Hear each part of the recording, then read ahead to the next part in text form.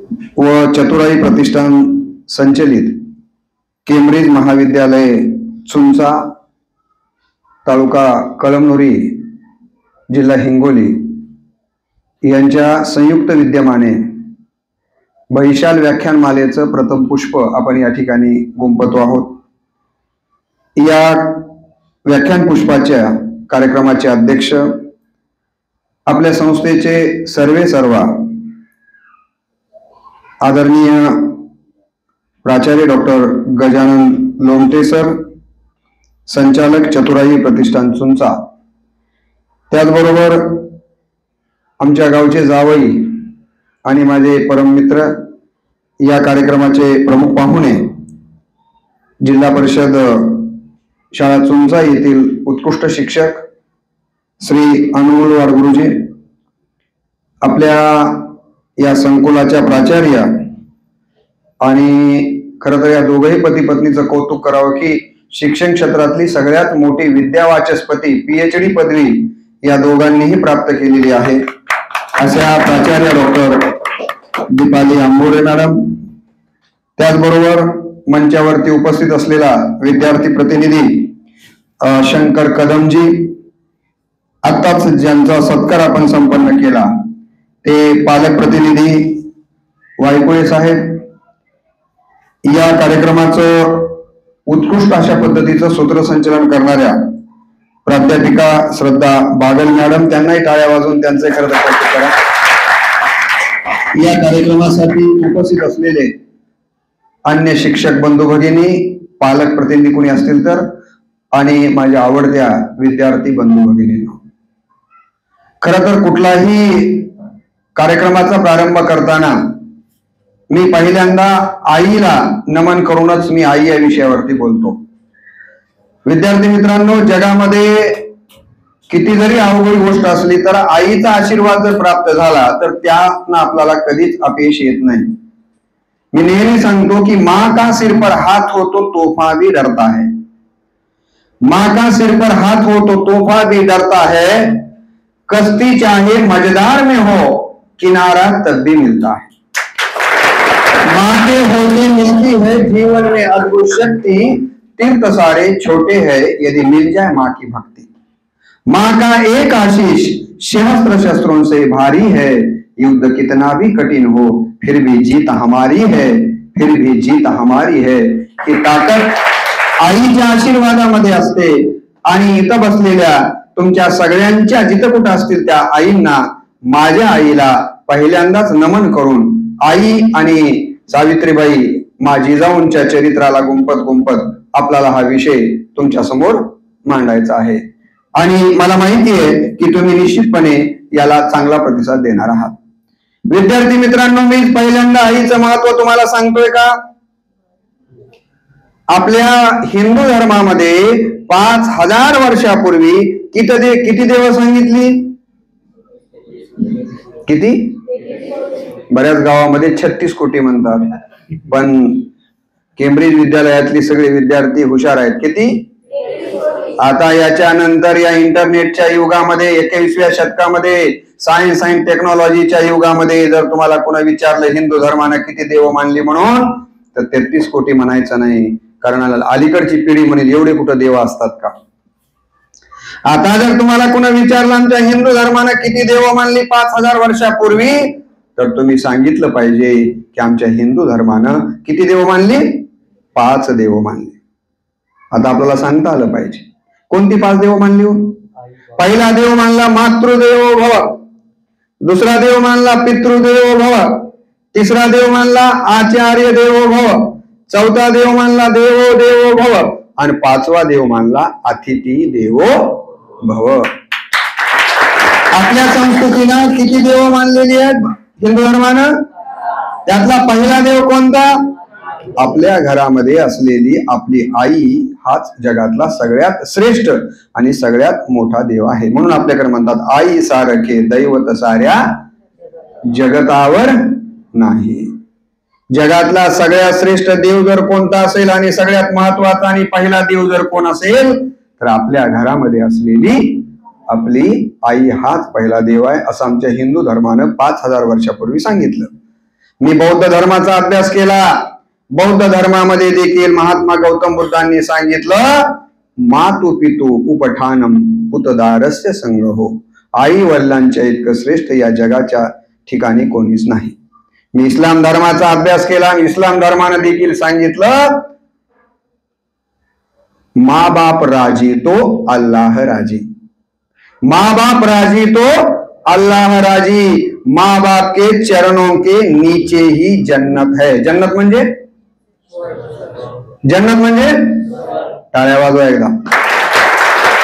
खरोखरच प्राचार्य साहेब, तुम्हा दोघांचंही कौतुक करावं तेवढं कमी आहे की मुलं फार हुशार आहेत.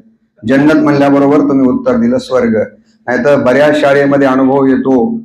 अनमोल वारसर एका शाळेमध्ये गेलो, मुलांना विचारलं, सांगा रे मुलांनो, 2 ऑक्टोबरला ज्या बापूजींची जयंती साजरी केली जाते त्यांचं पूर्ण नाव काय?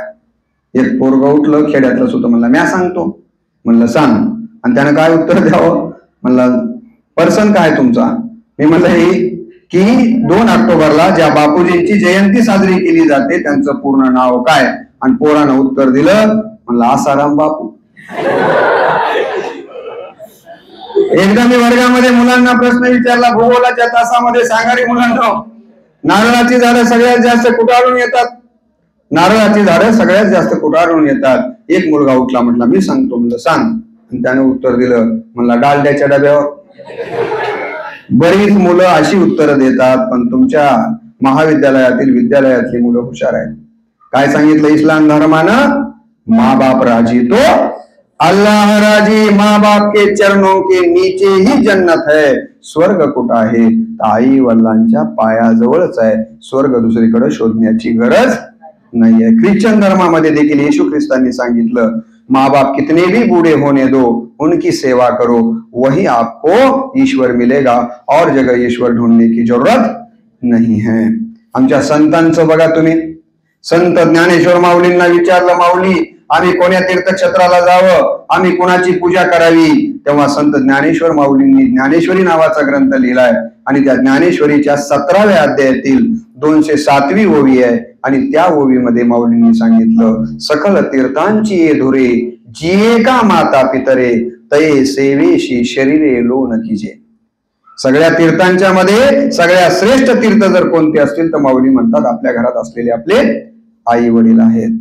तुकाराम महाराजांना विचारलं, महाराज आम्ही कोण्या तीर्थाला जावं, आम्ही कोणत्या देवाची पूजा करावी, सांगा आम्हाला. तुकाराम महाराजांचा एक अभंग आहे ज्याच्यावर मी अनेक कीर्तन केलेले आहेत. तुकाराम महाराज म्हणतात, माय बाप केवळ काशी, तेने नव जावे तीर्थासी, पुंडलिके काय केले, परब्रह्म उभे ठेले, तुका म्हणे माय बापे, अवघी देवाचीच. या जगामध्ये सगळ्यात मोठे देवाचे रूप आणि तीर्थक्षेत्र जर कोण असतील तर विद्यार्थी मित्रांनो आपल्या घरामध्ये असलेले आपले आई वडीलच आहेत. याच्या इतकं या जगात. म्हणून आमचे राष्ट्रसंत तुकडोजी महाराज म्हणतात, विद्या गुरुहुनी थोर, आदर्श मातेचे उपकार, गर्भापासोनी संस्कार बालकांवरी. या जगामध्ये पहिला गुरु कोण आहे? आई आहे. कारण ती गर्भामध्ये असल्यापासून आपल्यावर काय करते? संस्कार करण्याचं काम करते. या जगामध्ये संस्कार 3 ठिकाणी होतात. किती ठिकाणी? कोणते कोणते ठिकाण आहेत? पहिलं ठिकाण म्हणजे आपलं घर आहे, दुसरं ठिकाण म्हणजे शाळा आहे, आणि तिसरं ठिकाण म्हणजे मंदिर आहे. मग कोणत्याही धर्माचे तुम्ही असा, मग कोणी जर बौद्ध धर्माचा असेल तर तिथं बौद्ध विहार असेल, कोणी मस्जिदीमध्ये म्हणेल. तर आपल्यावर संस्कार 3 ठिकाणी होतात. कुठं कुठं? पहिलं घर, दुसरी शाळा, आणि तिसरं तुम्हाला घरही चांगलं लाभलंय आणि तुम्हाला शाळा देखील केम्ब्रिज शाळेसारखी शाळा लाभलेली आहे. आणि इतके उच्च विद्या विभूषित संस्थाचालक तुम्हाला लाभलेत, म्हणून तुमच्यावर नक्कीच संस्कार झालेले आहेत. याबद्दल वेगळं सांगण्याचं काही कारण नाही आहे. आणि म्हणून आपल्या घरामध्ये, आणि म्हणून मी मुलांना विचारतो, इथून पुढे जर तुम्हाला पुन्हा विचारलं आठवड्याचे वारे किती, आठवड्याचे वारे किती म्हणून विचारलं तर किती सांगायचे? आठवड्याचे वारे किती आहेत? किती आहेत? मी म्हणतो 8. तुम्ही किती म्हणता? 7. मी म्हणतो 8. बघा बरं, आज शनिवार आहे. शनिवार, रविवार, सोमवार, मंगळवार, बुधवार, गुरुवार, शुक्रवार. किती झाले? 7. तुम्ही म्हणताल तुमचं गणित चुकलं की नाही. आता याच्या पुढे तुम्हाला जर विचारलं कोण की आठवड्याचे वार किती, तर 8 म्हणायचे. कसं बघा, शनिवार, रविवार, सोमवार, मंगळवार, बुधवार, गुरुवार, शुक्रवार आणि 8वा वार परिवार. कोणता वार? परिवार. जसा आपण या 7 वारांसाठी जगत असतो त्यापेक्षाही 8वा वार महत्वाचा आहे. त्याचं नाव आहे परिवार. परिवाराला इंग्रजीमध्ये काय म्हणतात सांगा? फॅमिली. काय म्हणतात? काय? अरे बापरे. 8 पंचे 8 पंचे 12 पंचे. कोण शिकवते सर गणित? वा वा वा. काय मॅडमचं नाव? मला वाटते बागल मॅडम, श्रद्धा मॅडम आहेत. त्यांच्या नावाने टाळ्या वाजवा.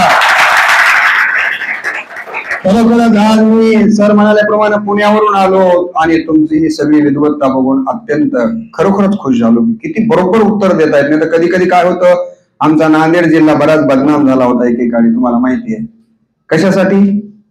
सांगा पटकन. परीक्षेमध्ये कॉपी करण्यासाठी. परंतु तुम्ही विद्यार्थी, तुम्हाला मी सांगून ठेवतो, इथं काही मुलं मुक्त विद्यापीठाचे बसलेले आहेत. काही मुलांनी नुसतेच ऍडमिशन घेतात आणि पुन्हा परीक्षेलाच येतात. तर कृपा करून कॉपीच्या पाठीमाग लागणं म्हणजे कॅन्सरचा आजार आपल्या आयुष्यामध्ये वाढवण्यासारखा आहे. ऐकत असाल तर तुम्हाला एक कॉपी केली की काय होतं बघा.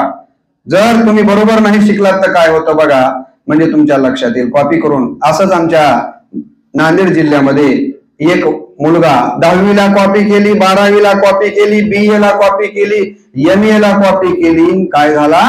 शिक्षण अधिकारी झाला. काय झाला? आता कॉपी करून जर शिक्षण अधिकारी झाला असेल तर त्याला काही येईल का? आणि असा शिक्षण अधिकारी शाळा तपासायला गेला. कशाला? शाळा तपासायला गेला. आमच्या श्रद्धा मॅडमचा गणिताचा तास चालू होता. आता अधिकारी म्हणल्यास तोऱ्यामध्येच येणार ना. आल्या आल्याच मुलांना विचारलं, सांगा रे, एक विमान तासी 1000 किलोमीटर जात तर माझं वय काय? पोरं म्हणले, एवढ्या दिवस आम्ही गणित सोडविले पण असलं गणित का झालं नाही वा. मॅडम तर घाबरूनच गेल्या. म्हणजे मी एवढं MSc हे सगळं केलं, PhD केली, पण आमच्या अंबोरे मॅडम, त्यांचं तिकडलं नाव आहे, लोमटे मॅडमला MCOM मध्ये, त्यांनी कॉमर्स मध्ये वाणिज्यमध्ये PhD केलेली आहे. त्यांना गणित सगळं माहित आहे. इतक्या दिवस मी गणित शिकले पण असलं गणित कधी काही. पण अधिकारी होते, त्यांना कसं विचारायचं चुकीचं आहे म्हणून? सांगा पटकन सांगा. एक विमान तासी 1000 किलोमीटर जात तर माझं वय काय? कोणालाच उत्तर येईना. मॅडमला वाटला आता आपला अपमान होतोय. मॅडम इकडं तिकडं बघू लागल्या. वर्गामध्ये काही आगाव पोरं असतील आणि ते आगाव पोरं पुढे बसत नाहीत. कुठं बसतील? इथले नाहीत बरं. तसाच एक आगाव सुभाषा नावाचं पोरग होतं. काय नाव होतं? इथं कोण नाही की रे बापू? नाही तर जाता जाता बिर्र दगड घालायचं. सुभाषा नावाचं पोरग होतं. मॅडम नाही इकडं तिकडे बघितलं. सुभाषानं हळूच अशी मानवरी केली. कशी? हळूच मानवरी केली. सुभाषानं मानवरी केल्या मॅडमला वाटलं याला उत्तर येतं की. मॅडम लगेच म्हणले, सुभाषा उठ. मग त्याला एवढा भाव आलता. म्हणला, मॅडम सुभाषराव म्हणायचं. काय म्हणायचं? आता आदला नारायण काय करतात मॅडम? सुभाषराव उठा. मॅडमनं सुभाषरावला उठविलं. सुभाषराव उठल्या अधिकाऱ्याला म्हणले, साहेब तुमचा पर्सन काय? अरे म्हटले, एक विमान तासी 1000 किलोमीटर जात तर माझं वय काय? म्हणला, साहेब लय सोपं उत्तर आहे. लय सोपं उत्तर आहे. म्हणजे सांग की. म्हणला, तुमचं वय 50 वर्ष आहे. आणि खरंच सांगतो मुलींनो, त्या अधिकाऱ्याचं वय 50च वर्ष होत. अधिकारी जाम खुश झाले. त्या अधिकाऱ्याच्या जवळ गेले, त्याच्या डोक्यावरून हात फिरवला, पाठीवरून हात फिरवला. वा वा म्हणाले, खरोखरच काय हुशार आहेस रे बाळा म्हणाले. काय बरोबर उत्तर दिलास. तुला गणित कोण शिकवते? लगेच मॅडम म्हणल्या, मी शिकवते. साहेब म्हणले, मॅडम तुम्हाला आदर्श शिक्षकाचा पुरस्कार मिळालाय की नाही? म्हणले, नाही. अरे मॅडमचं नाव घ्या. मॅडम म्हणले, असलं गणित कवा शिकवायला आपल्याला पुरस्कार? अरे पण बाळा म्हटले कोणतंही गणित सोडवायचं झालं तर त्याला सूत्र असतं. माझं वय 50 वर्ष आहे, बरोबर आहे, तू अगदी बरोबर ओळखलास. पण कोणतंही सूत्र सोडवायचं झालं तर त्याला काय लागतं? गणित सोडवायचं झालं त्याला सूत्र असतं. माझं वय 50 वर्ष आहे, बरोबर आहे, तू कोणत्या सूत्राने हे गणित सोडवलंस? विद्यार्थी म्हणला, साहेब लय सोपं सूत्र आहे, महाभाऊ अर्धा येडा आहे, त्याचं वय 25 आहे, तेव्हा तुमचं 50 असं आहे, काय हरकत आहे?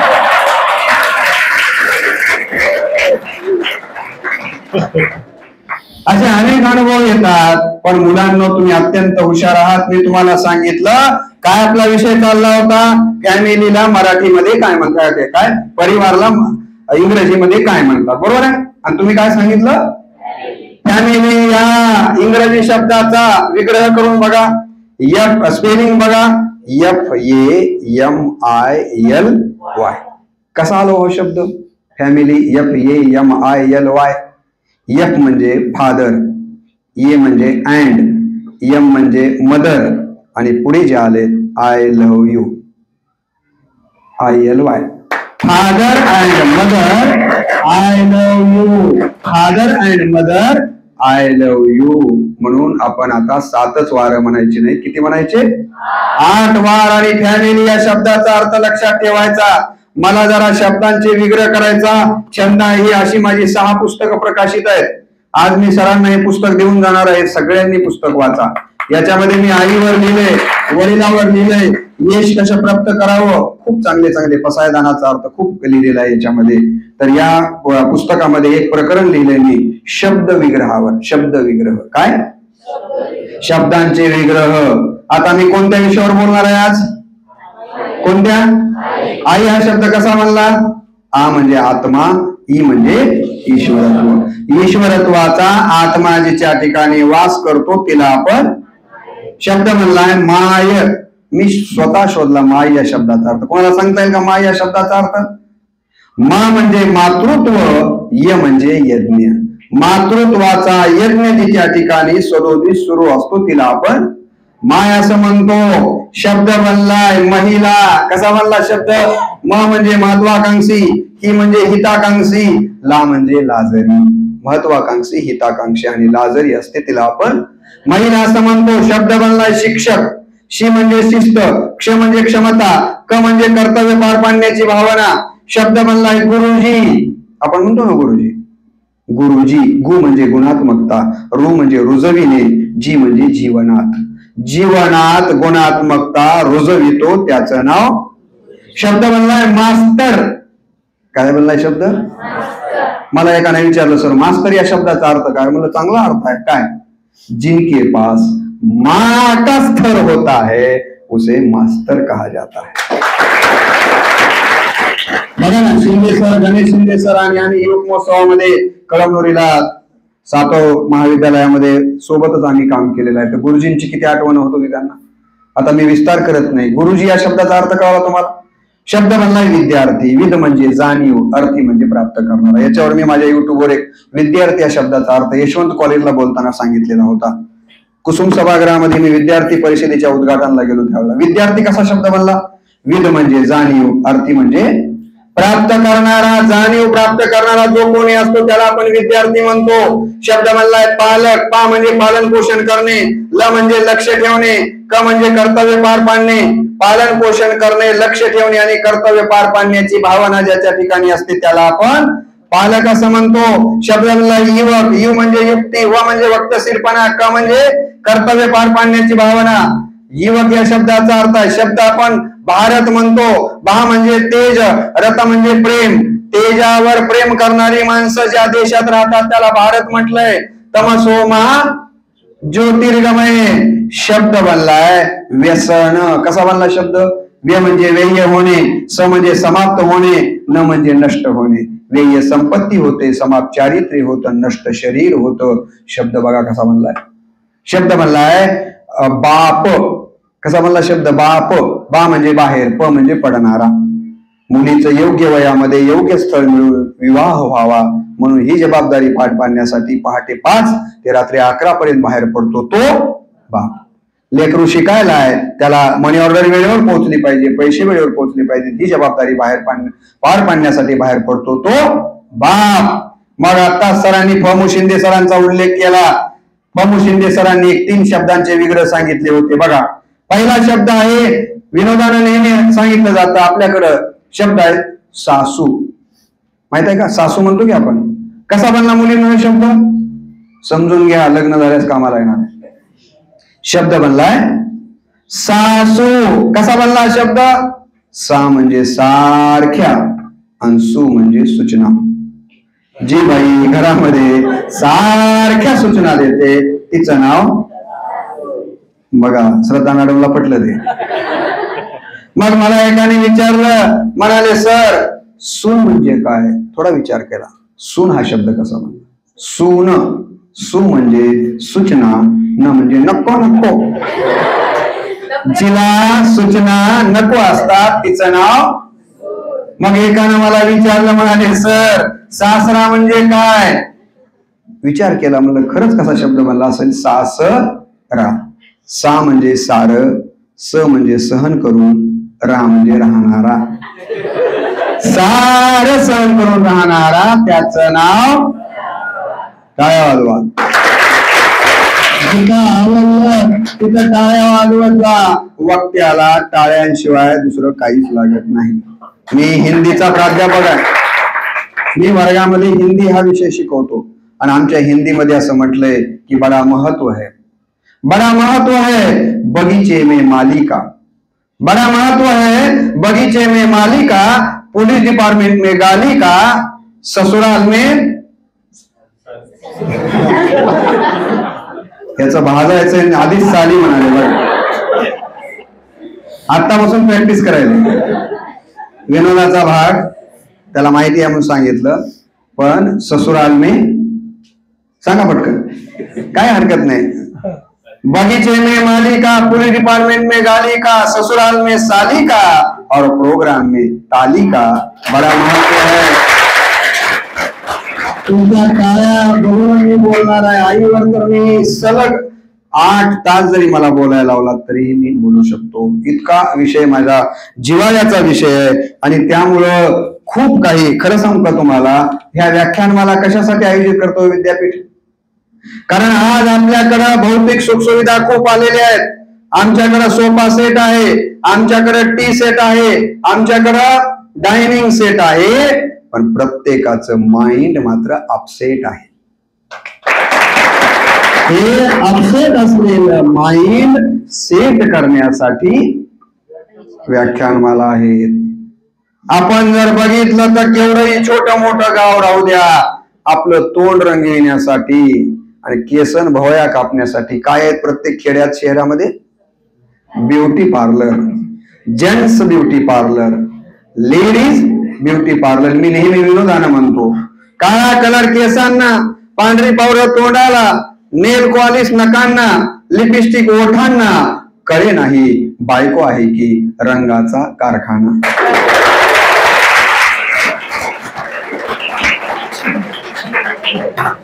आपला चेहरा सुंदर करण्यासाठी लेडीज ब्युटी पार्लर आहेत, जेंट्स ब्युटी पार्लर आहे सर, परंतु तनाचं सौंदर्य वाढवण्यासाठी ब्युटी पार्लर आहेत. पण मनाच्या सौंदर्याचं काय?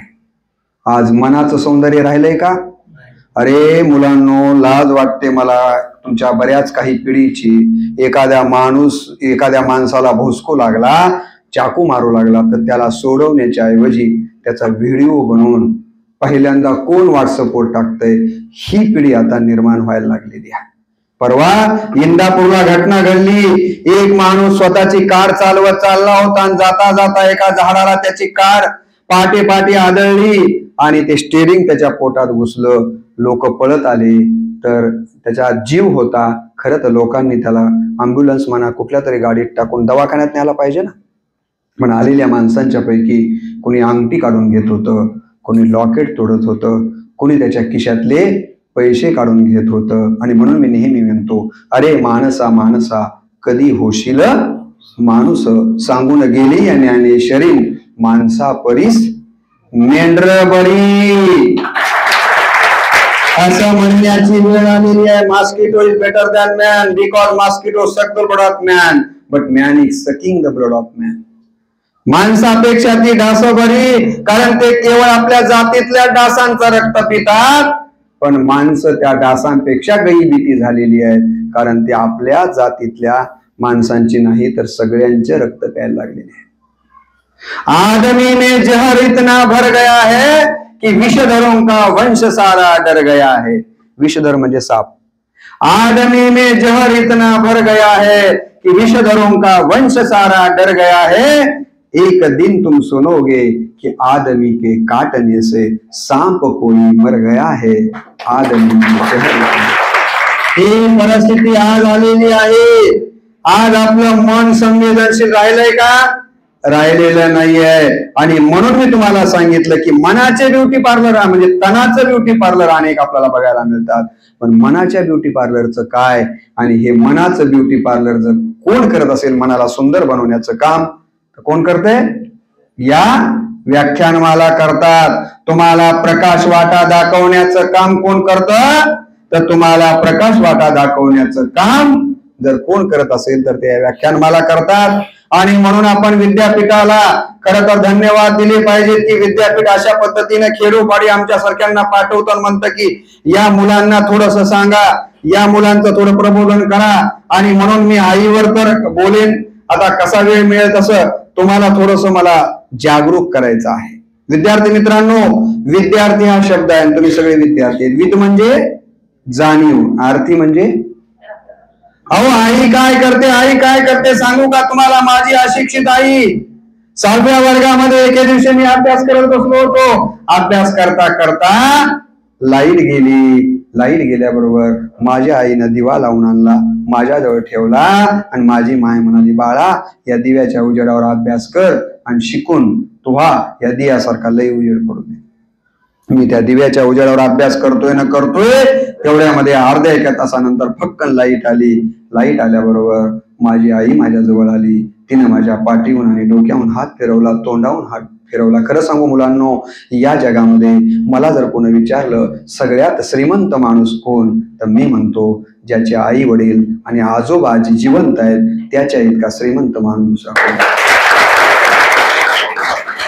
कारण तुम्ही बघा सकाळी घराच्या बाहेर जा, संध्याकाळी घरी या, आल्याबरोबर पत्नी विचारते किती कमवले, लेकर विचारतात खायला काय आणले, फक्त आई विचारते बाळा तुझा चेहरा लय मुरजल्याने झालाय रे, लहान वाटायलाय, दिवसभरात काही खाल्लं का नाही, माय उपाशी तर नव्हतास की.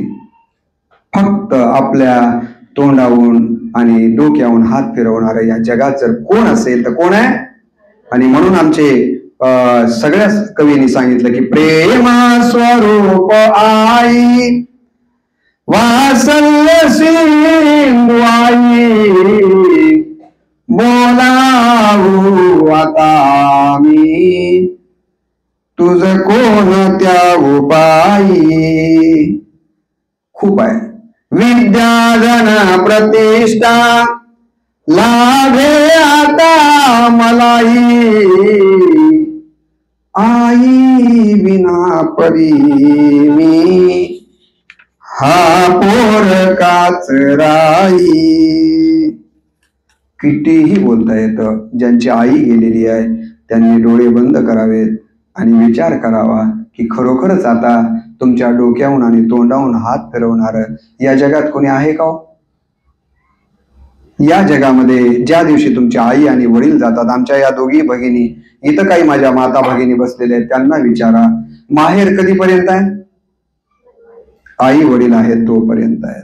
एकदा आई आणि वडील या जगात निघून गेले की आपलं कोणी नाही. म्हणून कवी म्हणतो तू मायले करूनी तू गाय वासरुनी, ताटा तुटी झाली आता कसे करूनी, नाही जगात झाली. हे आई तू होतीस तोपर्यंत मला खूप आधार होता ग. खिशात पैसे नसले तरीही स्वामी तिन्ही जगाचा, इतकं सगळी माझ्याकडे श्रीमंती होती, पण आता आई तू गेली आहेस. नाही जगात झाली आबाळ या जीवाची, तुझी उणीव देवची ती आई तरी जाची सारे मिळे परंतु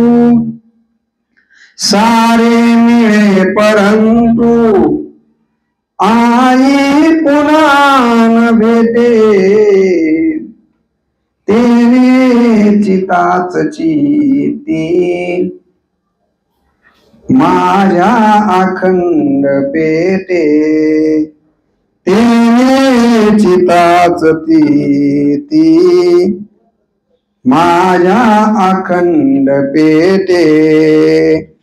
आता हे खूप यशवंतांनी सांगितले, अनेक कवींनी सांगितले. एक गोष्ट लक्षात ठेवा, एकदा आई आपल्यापासून दूर गेली की या जगामध्ये आपल्यावर प्रेम करणार. खरं सांगू का, माझ्या आईचं उदाहरण तुम्हाला सांगतो. मनवार सर, मी BA ला असाच हॉस्टेलला शिकायला होतो. कुठं होतो? अहमदपूर तालुक्यामध्ये देवकरा नावाचं माझं गाव आहे. शिकायला होतो आणि महिन्याला कधीतरी गावाकडे जायचा, असाच एकदा संध्याकाळच्या शेवटच्या गाडीनं घरी गेलो तर काय सगळे घरातले जेवण झालेले होते आणि दुर्डीमध्ये 1.5 भाकर उरलेली होती. माझ्या माईनं ते 1.5 भाकर मोडली आणि आता ताटात वाढून घेतलेली होती. पहिलाच घास आई घेणार, तेवढ्यात आईनं मला दरवाजात बघितलं आणि बघितल्या म्हणाली, बाळा बरं झालं माय लेकरं आलास. अरे काल सण होता रे, पोळ्या गिळल्याच नाहीत माय, तुझी लय आठवण येऊ लागली. रात्री स्वप्नात बी आलास रे बाळा, बरं झालं माय लेकरं आलास, लय चांगलं झालं बाळा. म्हणत माझ्या आईनं स्वतः वाढून घेतलेलं ताट, मला वाटतं सरांचे वडील गेलेत ना, आई आहे, आईनं वाढून घेतलेलं ताट मला बघितल्याबरोबर एकदम बाजूला सारलं. माझी माय ताडकन उठली आणि पाणी माझ्या पाय धुण्यासाठी रानातलं तांब्याभरून भरून आणलं आणि मला म्हणाली, बाळा पाय धुय मायले. मी पाय धुवायला गेलोय तेवढ्यामध्ये आईनं घरातलं गोदड अंतरलं आणि आपल्याला स्वतःला वाढून घेतलेलं भाकरीचं ताट माझ्या गोदडाच्या समोर ठेवलं. माय म्हणाली, बाळा जेव माय लेकरा. म्हणलं, अगं आई, दुर्डीत भाकर 1.5च होती, ती तू वाढून घेतली आहेस. आई दिवसभर शेतात काबाड कष्ट करून आली आहेस माझी माय, तुला भूक लागली असेल ना ग आई, तू जेव ना ग आई. त्यावेळेला आईनं काय उत्तर द्यावं? आई म्हणाली, बाळा खरं सांगू का बाळा, माझं पोट भरलंय रे. मी म्हणलं, आई अगं एकही घास खाल्ला नाहीस, कसं काय तुझं पोट भरलं? आई म्हणाली, बाळा तुला बघितलं माझं पोट भरलं, तुला बघितलं माझं पोट भरलं. लेकराला बघितल्याबरोबर पोट भरणार या जगात जर कोण असेल तर केवळ आपल्या घरामधली आई आहे. याच्या इतकं आपल्यावर जीवापार प्रेम करणार दुसरं कोणी नाही. म्हणून आपल्याकडे किती कविता आल्यात की, हंबरुनी वासर आले चाकती जवा गाय, तवा मले तिच्या मध्ये दिसती माझी माय. बघा ना, आईचं प्रेम थोडं आठवून बघा म्हणजे लक्षात येतं. पण आज त्याच माय बापाची आपण वाटणी करून घ्यायलो. आज त्याच आई वडिलांना वृद्धाश्रमामध्ये पाठवायलेत लोक. आज त्याच आई वडिलांना जनावराच्या गोट्यामध्ये ठेवतात लोक. महिन्याचे 15-15 दिवस दोघं भाऊ असतील तर वाटण्या करून घेतात. आमचा हिंदीतला एक कवी म्हणतो, एक बूढ़ी माँ को 2 बेटे थे, एक ऊपर रहता था दूसरा नीचे रहता था. एक बूढ़ी माँ को 2 बेटे थे, एक ऊपर रहता था दूसरा नीचे रहता था.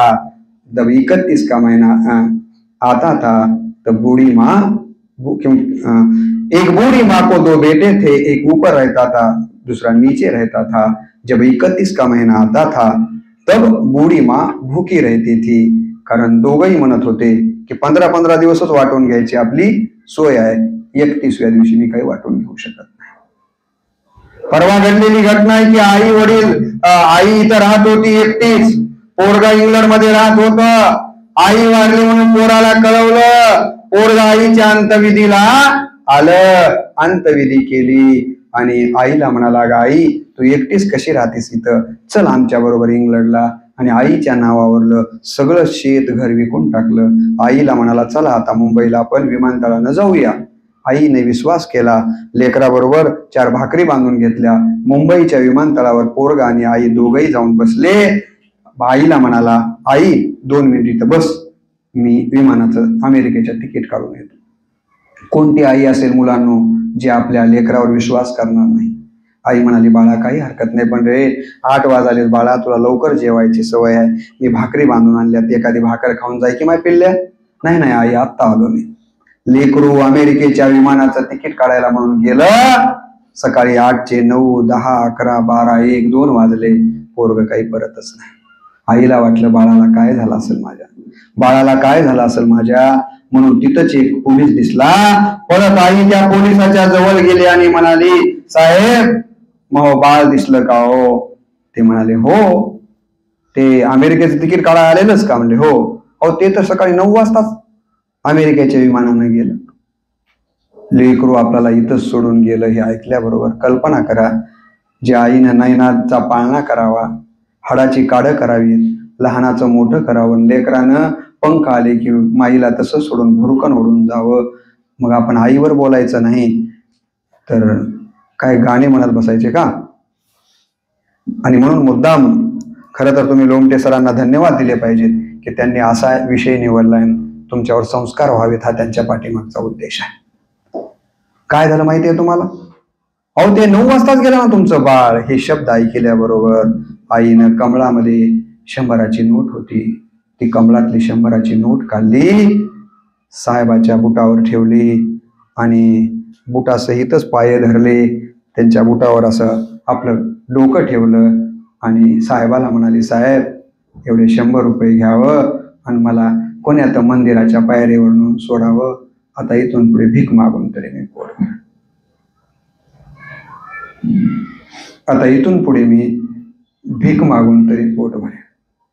अरे किती अडचणीतनं माईनं शिकवावं. मी एक नेहमी कविता सांगतो की साऱ्या भाकरी भाजून तवा उलट केलेला, लुकू लुकू चांदण्यानं तवा आबाळ झालेला, तवा आबाळ झालेला.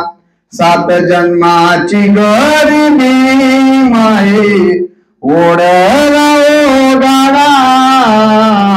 हे आई किती गरिबीत आम्हाला शिकवलीस ग. तुझे किती स्वप्न होते आम्ही शिकावून. तुम्हाला मुलींना सांगतो, कोणतंही पाऊल टाकत असताना सकाळ संध्याकाळ आई वडिलांची आठवण करायची, पाऊल टाकायचं. चुकीचं पाऊल पडलं तर मग आई वडिलांना पश्चातापाशिवाय काहीच हाताला लागत. मुलांना तुम्हालाही विनंती करायची आहे, आयुष्य गेलेलं पुन्हा परत येत नाही बाळांनो. मला आठवतंय मी शिकायला होतो, घरची गरिबी आणि माझी आई निकाल लागला की मी पळत यायचा. आई वडील शेतामध्ये पेरायला गेलेले असायचे. आल्या आल्या आईने लांबूनच माय पास झालास का? म्हणलं हो माय झालो पास. माय अजून किती पुस्तकं शिकली की तुला नोकरी लागते? अजून किती पुस्तकं शिकली की माय तुला नोकरी लागते? धस्कन व्हायचं. बापरे, आपल्या आई वडिलांचे किती स्वप्न आहेत आपल्याकडनं आणि आपण 200 रुपये लागायच्या ठिकाणी 1000 रुपये सांगतो आणि नको त्या पुड्या खात जर फिरत असो तर मला सांगा काय होईल? आपलं नुकसान होऊ नये. कोणत्याच आई वडील जगात असं आई वडील कोणी आहे का की ज्याला वाटतं की आपल्या लेकराचं नुकसान व्हावं? म्हणून तुम्हाला विनंती आहे की असा विचार करू नका. मी तुम्हाला काय सांगत होतो की या पद्धतीनं आई वडिलांचं प्रेम. किती झालं भैया वेळ? 2 मिनिटं. ठीक आहे, आता बस करूत का? आणि पुढचंही तुम्हाला सांगतो, या जगामध्ये आई वडिलांवर आपली कविता चाललेली होती. 7 जन्माची गरिबी माये ओढला ओढाडा, बार माये पावसाचा माय अंगणात सडा, माय अंगणात सडा दिस सरतील बाळा, घरा लक्ष्मी येईल. आई तू नेहमी म्हणायचीस की अरे हे दिवस जात नाही राहत नाही ते माय. तुम्हाला माहितीये अकबराच्या हातामध्ये अंगठी होती आणि त्या अंगठीवर लिहिलेलं होतं ही दिवस जातील. बाळांनो चिंता करू नका. आज तुमची गरिबी असेल ना, फक्त एक काम करा, शिका. शिकला तरच तुमचं कल्याण आहे. अरे ज्या माणसाला, आता मी व्हिडिओ बंद झाल्यानंतर माझे काही 1-2 गोष्टी सांगणार आहेत. 7 जन्माची गरिबी माये ओढला गाडा, बारमाही पावसाचा माय अंगणात सडा, माय अंगणात सडा, दिस सरतील बाळा, घरा लक्ष्मी येईल. लेकरा, हे काही दिवस राहणार नाही. तवा हसरा पाहुणा तुग भाकीत केलेलं, अशी एक एक आई तुझी आठवण येते आई. हे सगळे शब्द मला आठवतात ग, आणि सारखी तुझी आठवण येते. अशी एक एक आई तुझी आठवण येते, आता गॅसच्या तव्याला कुठं पानोर फुटते, आता गॅसच्या तव्याला कुठं चांदण फुटते, कुठं चांदण फुटते. असे ही आई किती गरिबीतनं शिकवते. मुलांनो, नाराज होऊ नका. पण मला जर कोणी विचारलं लोमटे सर, या जगामध्ये आई वडिलावर जीवापाड प्रेम करणारं कोण? मला जर कोणी विचारलं या जगामध्ये आई वडिलावर जीवापाड प्रेम करणारं कोण, तर मी म्हणतो आपल्या पोटाला आलेली मुलगीच आहे. मुलीचं जेवढं आई वडिलावर प्रेम आहे या जगामध्ये